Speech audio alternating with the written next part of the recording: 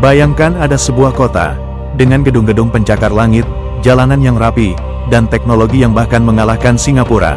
Tapi kota itu tidak pernah kamu temukan di Google Maps. Tidak ada di peta Indonesia manapun. Anehnya, kota ini pernah tercatat, jelas dan resmi, di peta buatan Belanda lebih dari 150 tahun lalu. Lalu kemana perginya kota itu sekarang? Warga Kalimantan Selatan punya jawabannya, dan jawaban itu akan membuat bulu kudukmu berdiri. Namanya, Saranjana, kota yang katanya masih ada, tapi tidak untuk mata manusia biasa. Nama Saranjana bukan cerita yang baru muncul dari media sosial.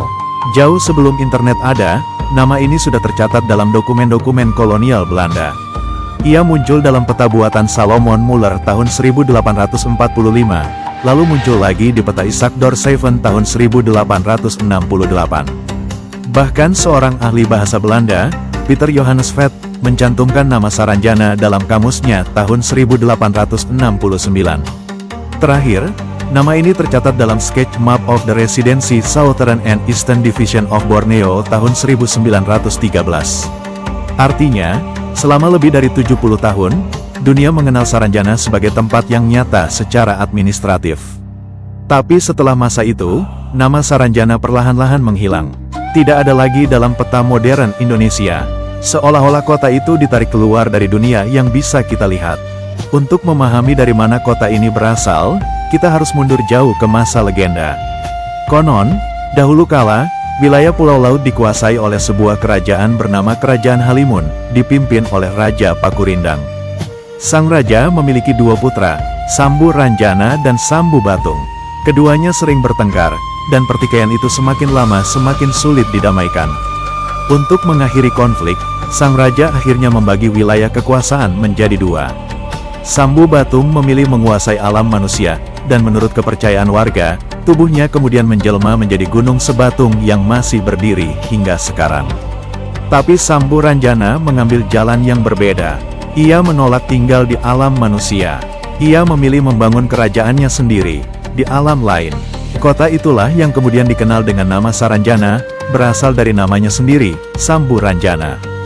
Sampai hari ini, warga sekitar meyakini lokasi persis Saranjana ada di sebuah bukit kecil di desa Oka-Oka, Kecamatan Pulau Laut Kelautan, Kabupaten Kota Baru, Kalimantan Selatan.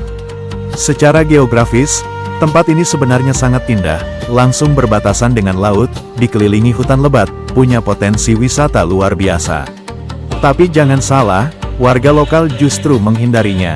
Bagi mereka, kawasan ini dianggap angker, bukan tempat untuk sembarangan didatangi.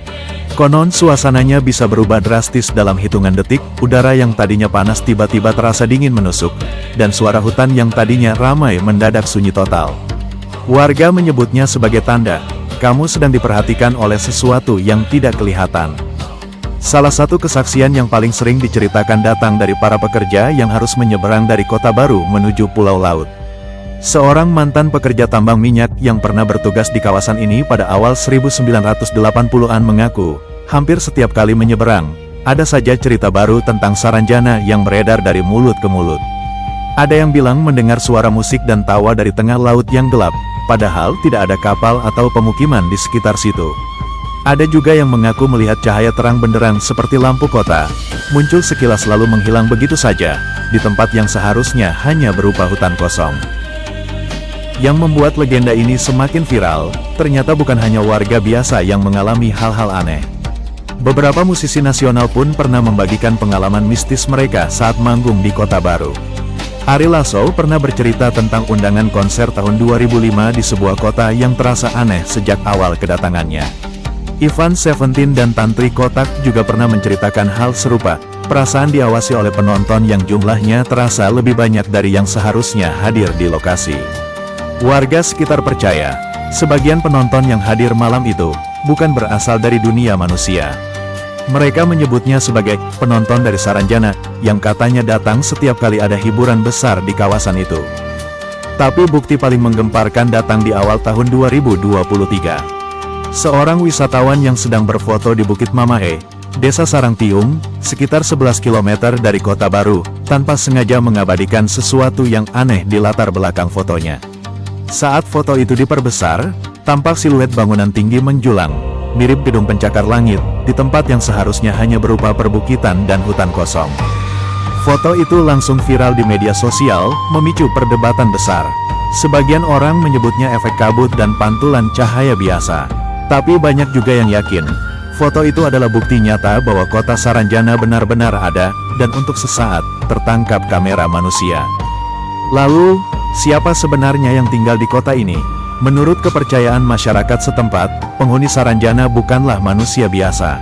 Mereka digambarkan sebagai jin muslim, atau manusia gaib dengan fisik yang nyaris sempurna, wajah rupawan, kulit yang seolah bercahaya, dan kemampuan berpindah tempat secara instan alias teleportasi. Mereka disebut menggunakan bahasa Banjar dalam berkomunikasi, dan yang paling mengerikan, mereka konon bisa berbaur dan berinteraksi langsung dengan manusia tanpa pernah dikenali. Artinya, bisa saja, seseorang yang kamu temui di pasar, di jalan, bahkan di acara keramaian, sebenarnya bukan berasal dari dunia yang sama denganmu.